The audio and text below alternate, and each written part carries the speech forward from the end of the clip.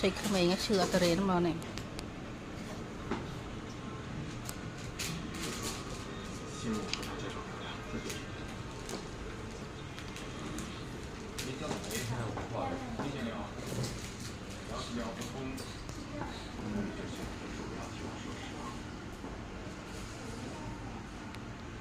นี่ขมิ้นตะเรนไม่หนักมันเลย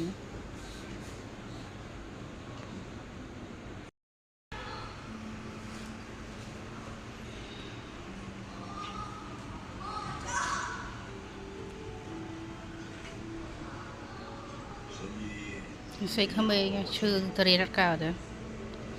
มันเนี่ยไอ้เนี่ยไงได้กี่ตะเรนเอาให้ไงจัน